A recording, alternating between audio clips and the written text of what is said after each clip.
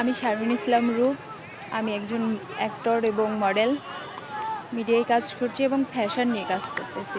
21 সাল থেকে আমি র্যাম্পে আছি এবং আড়ং, সেলোর এদের শ্যুট করছি, মানে ফ্যাশন।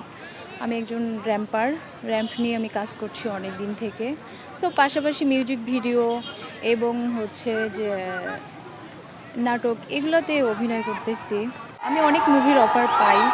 সো রিসেন্ট একটা মুভিতে আমরা শো করছি, আশা করছি মুভিটা আমরা করব।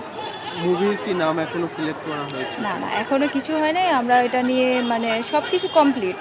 সো এটার কাহিনী কি হবে সব কিছু কমপ্লিট হয়ে গেছে। নাম সিলেক্ট করছে অনেক কয়টা। সো যেটা হবে সেটাই বসানো হবে। সেটা হাইট। বাংলাদেশের মডেল এবং অভিনেত্রীদের ভিতরে কাকে আপনার বেশি ভালো লাগে বা কাকে আইডল হিসেবে মনে করেন?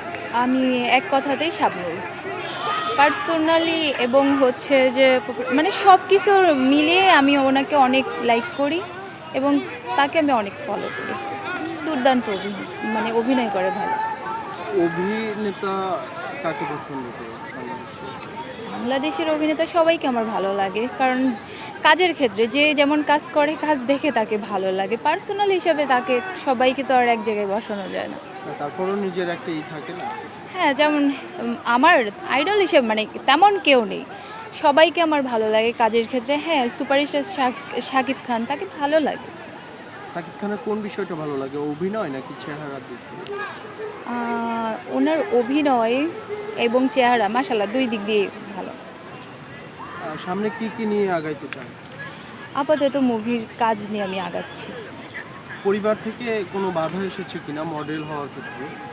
না, আমি ফ্যাশন নিয়ে যে ছোটোবেলা থেকে আমার খুব শখ, আমি ফ্যাশন নিয়ে কাজ করব। সো আমার ফ্যামিলি থেকে কোনো বাধা আসে নাই।